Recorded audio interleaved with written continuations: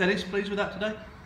Yeah, I really was pleased because it was a good performance. We looked like we had goals in us and we kept a clean sheet. So all the things you're looking for on the back end of a 4-3 and a 3-3, we implemented today. So it was a fantastic performance and a good result.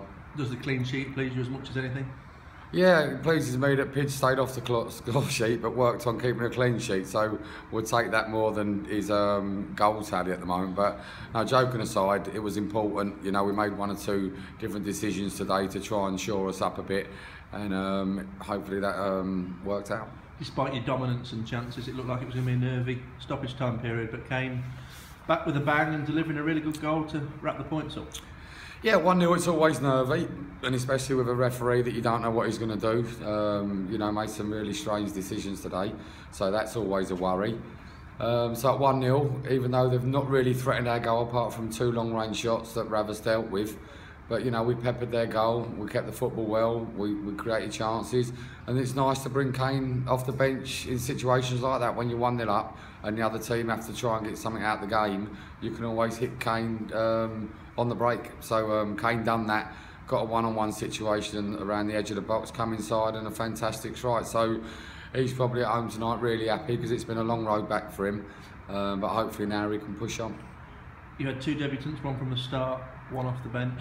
Jordan Blinko started really well, didn't perhaps get as much of the ball as you'd have liked.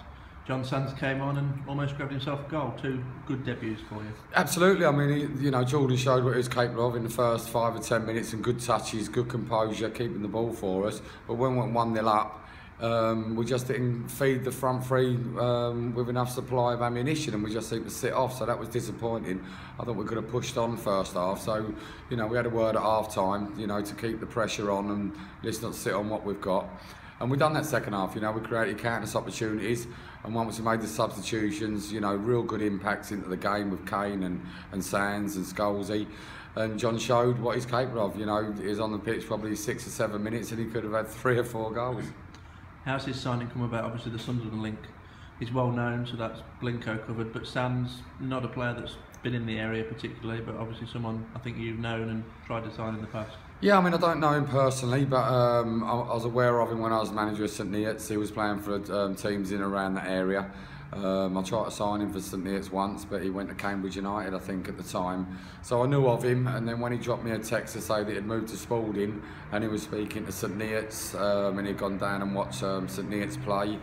But he obviously wanted to join Boston if he had the opportunity, so we made it happen. John's been absolutely first class in all negotiations. He just wants to play, be hungry, wants to progress as a footballer, and he's going to be a real asset to us, because you can see today when he come on, the hunger that he's got, the drive, the determination, and he gives us a bit of experience as well. You go to Worcester, well, Kidderminster on Tuesday night. They're bottom of the league, probably not where they're going to stay because they've got games in hand due to the cup run. But they are bottom at the moment, and a chance to cash in perhaps.